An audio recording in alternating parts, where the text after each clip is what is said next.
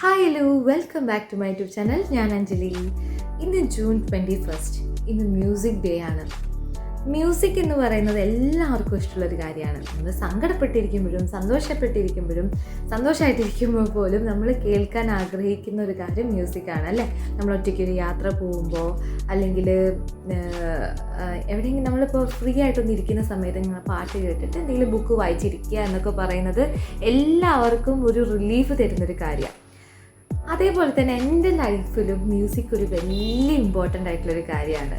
കുറച്ച് ഓർമ്മകൾ ഞാൻ നിങ്ങളോട് പങ്കുവയ്ക്കാവേ. ചെറുപ്പം മുതൽ കൊണ്ട് തന്നെ പാട്ടിനോട് എനിക്കൊരു ക്രേസ് ഉണ്ട്, അല്ലെങ്കിൽ പാട്ട് എനിക്ക് ഇഷ്ടമാണ് എന്ന് മനസ്സിലാക്കിയത് എൻ്റെ അമ്മയാണ്. അങ്ങനെ എൻ്റെ അമ്മ എന്നെ ചെറുപ്പം മുതൽ കൊണ്ട് തന്നെ എനിക്ക് കുറേ ഈ കോമ്പറ്റീഷൻസിനൊക്കെ എൻ്റെ പേരിടും, എന്നെ പഠിപ്പിക്കും.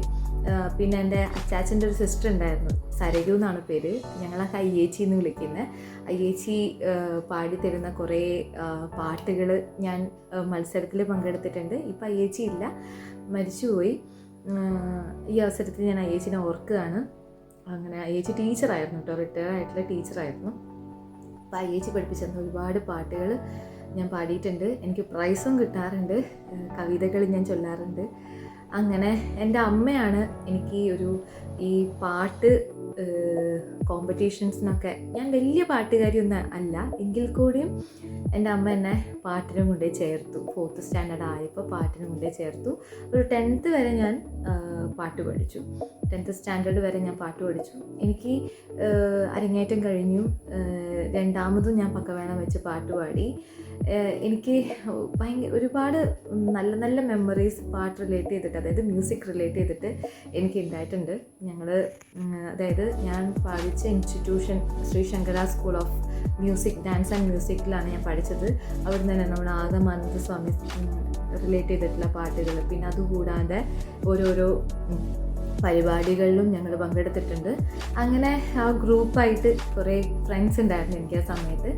അങ്ങനെ നല്ല നല്ല മെമ്മറീസ് എനിക്കുണ്ടായിരുന്നു. പിന്നെ ഏറ്റവും കൂടുതൽ ഈ ഒരു മ്യൂസിക് കൊണ്ട് എനിക്കുണ്ടായിട്ടുള്ള ഒരു വലിയൊരു ഉപയോഗം, മീൻസ് ഉപകാരം എന്ന് പറയുന്നത് എൻ്റെ സ്റ്റേജ് ഫിയർ എനിക്ക് മാറി എന്നുള്ളതാണ്. ചെറുപ്പം മുതൽക്കൊണ്ട് തന്നെ എനിക്ക് ഒരു സദസ്സിനെ നേരിടാൻ ഒരു പേടി ഉണ്ടായിട്ടില്ല. കാരണം ചെറുപ്പം മുതൽക്കൊണ്ട് തന്നെ എൻ്റെ അമ്മ അതിനെന്നെ ശീലിപ്പിച്ചതുകൊണ്ട് എനിക്ക് അങ്ങനത്തെ ഇഷ്യൂസ് ഒന്നും വന്നിട്ടില്ല. പിന്നെ കല്യാണം കഴിഞ്ഞ ശേഷം ഞാൻ പിന്നെ അങ്ങനെ പാട്ടൊന്നും ഞാൻ അങ്ങനെ സ്കൂളിൽ കുട്ടികളെ പ്രാക്ടീസ് ചെയ്യിപ്പിക്കാനും നാടൻ പാട്ട് ഫ്യൂഷനായിട്ട് പാടാനും ടീച്ചേഴ്സിൻ്റെ കൂടെ പാട്ട് പാടാനും ഒക്കെ നിന്നിട്ടുണ്ട്. എനിക്കതൊക്കെ ഇഷ്ടമാണ്. പിന്നെ ഞാൻ പഠിപ്പിച്ചു കൊടുക്കുന്ന പാട്ട് കുട്ടികൾ പാടുമ്പോൾ അത് കേൾക്കാനും എനിക്ക് ഒരുപാട് ഇഷ്ടമുള്ളൊരു കാര്യമാണ്. അപ്പോൾ ഇന്നത്തെ ഈ മ്യൂസിക് ഡേയിൽ ഞാൻ ഏറ്റവും കൂടുതൽ ഓർക്കുന്നതും ഏറ്റവും ഫുള്ള് താങ്ക്ഫുൾ ആവുന്നത് എൻ്റെ അമ്മയോട് മാത്രമാണ്. കാരണം മ്യൂസിക് എന്ന് പറയുന്ന ഒരു കാര്യം എന്നിലേക്ക് നിറച്ചു തന്നത് എൻ്റെ അമ്മയാണ്. അതിനോടുള്ള ഇഷ്ടവും കേൾക്കാനും പാടാനും എൻ്റെ അമ്മ എപ്പോഴും വീട്ടിൽ പോയി കഴിഞ്ഞാൽ എന്നെക്കൊണ്ട് എന്തെങ്കിലും ഒരു പാട്ട് പാടിപ്പിക്കുകയും ചെയ്യും, വീഡിയോ എടുക്കുകയും ചെയ്യും. എൻ്റെ അമ്മേനെ അത് കേൾക്കുകയും ചെയ്യും. ഞാൻ എന്ത് പാട്ട് പാടിയാലും അമ്മ സ്റ്റാറ്റസ് ഇടും. അപ്പോൾ പാട്ട് പാടിയാലും അതിപ്പോൾ ഡാൻസ് ചെയ്താലും ഒക്കെ എൻ്റെ അമ്മയ്ക്ക് ഇഷ്ടമാണ്. എൻ്റെ അമ്മ അത് സ്റ്റാറ്റസ് ഇടും.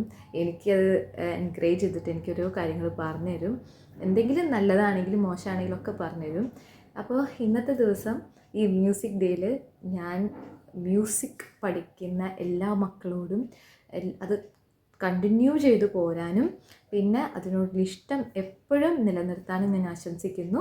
അപ്പോൾ എല്ലാവർക്കും ബൈ.